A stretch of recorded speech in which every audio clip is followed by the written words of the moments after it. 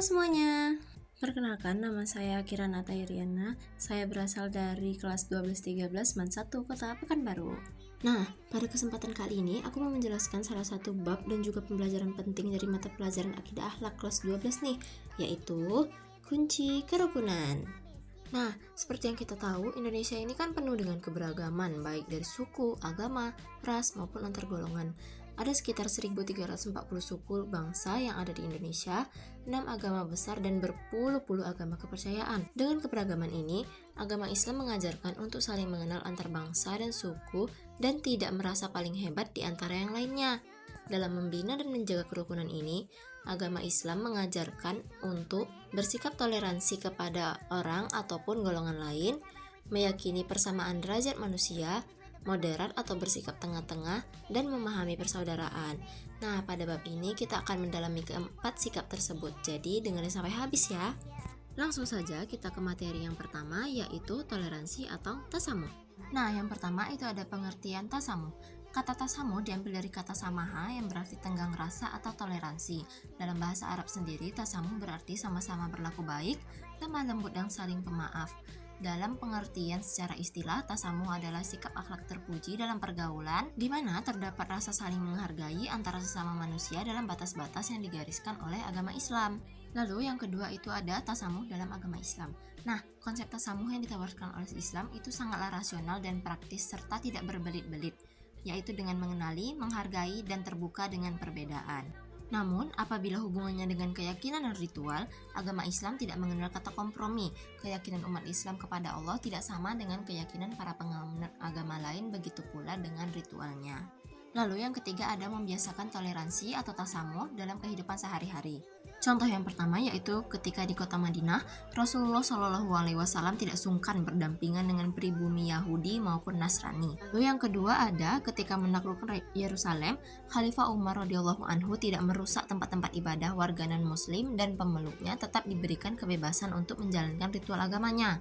Lalu yang ketiga, Rasulullah SAW memberi makan seorang beragama Yahudi buta dan miskin. Materi selanjutnya yaitu persamaan derajat atau musawah. Kata musawah berasal dari kata sawa yang berarti meratakan, menyamaratakan. Kata musawah secara bahasa berarti kesamaan atau ekualitas. Sedangkan secara istilah, musawah adalah sikap terpuji di mana memandang bahwa setiap manusia memiliki harkat dan martabat yang sama. Ada beberapa hal yang berkaitan dengan prinsip musawah dalam ajaran Islam, yaitu yang pertama, persamaan adalah buah dari keadilan dalam Islam. Lalu yang kedua, setiap manusia sama derajatnya, tidak ada pengistimewaan tertentu terhadap seseorang, memelihara hak-hak non-muslim, persamaan derajat laki-laki dan perempuan dalam kewajiban beragama dan lainnya, persamaan sosial di masyarakat, persamaan manusia di depan hukum, persamaan dalam mendapatkan jabatan publik, dan yang terakhir, persamaan didasarkan pada kesatuan asal bagi manusia. Nah, yang ketiga yaitu membiasakan perilaku musawah. Contoh dari perilaku musawah itu yang pertama ada Islam datang dengan meningkatkan derajat wanita. Pada masa lampau, wanita dianggap sebagai harta yang dapat diperjualbelikan. Setelah datangnya Islam, wanita dikembalikan kepada fitrahnya. Lalu yang kedua yaitu ketika seorang Yahudi menagih hutang yang belum jatuh tempo kepada Rasulullah dan ia menagihnya dengan kasar, ia berkata, "Sungguh kalian adalah orang-orang yang menunda-nunda hutang, wahai Bani Abdul Muthalib."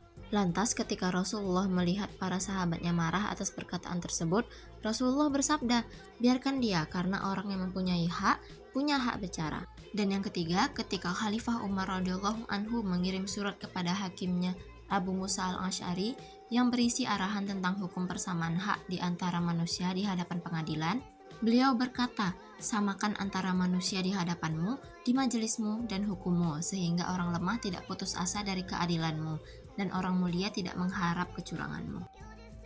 Nah, materi yang ketiga yaitu moderat atau tawasud. Kata tawasud berasal dari kata wasato yang berarti tengah atau pertengahan.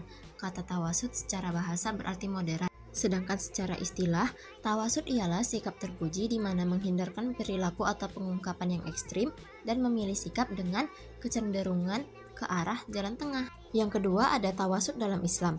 Tawasud dalam Islam terbagi menjadi 3 dimensi, yaitu yang pertama ada dimensi akidah, yaitu ketuhanan antara ateisme dan politeisme.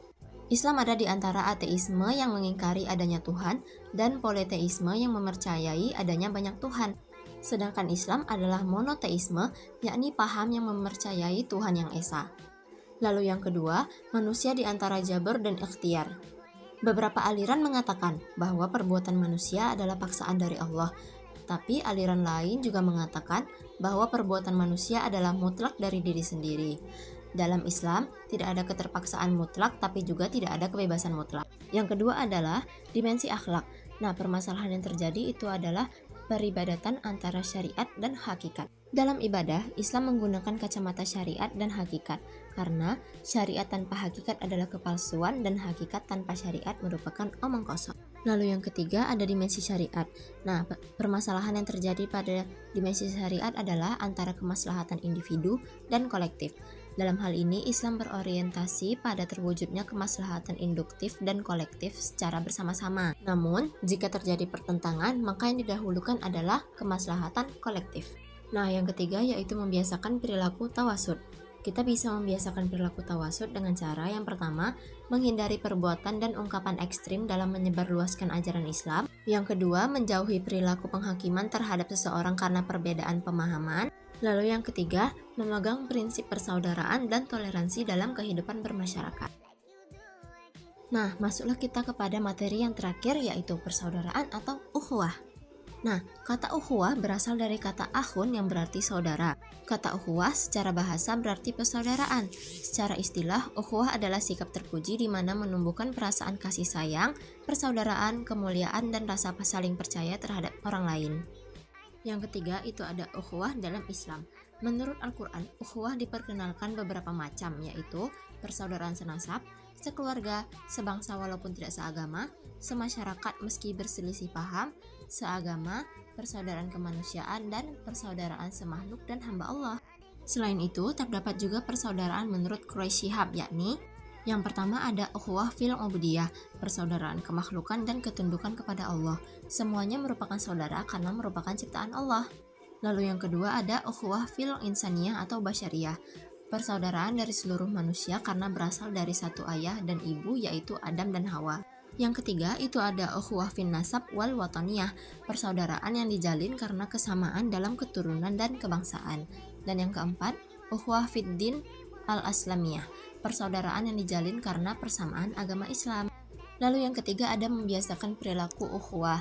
Nah, polanya adalah yang pertama melaksanakan saling mengenal atau ta'aruf, yang kedua melakukan proses saling memahami atau tafahum, yang ketiga bersikap tolong-menolong atau ta'awun, yang keempat adalah bersatu atau ta'aluf, dan yang kelima melaksanakan proses saling menjaga atau disebut juga dengan takaful. Nah, segitu dulu nih penjelasan tentang materi kunci kerukunan. Semoga apa yang aku sampaikan hari ini bisa kita terapkan dalam kehidupan sehari-hari dan menjadi manfaat buat kita semua ya. Segitu dulu video kali ini, mohon maaf bila ada kesalahan. Wassalamualaikum warahmatullahi wabarakatuh.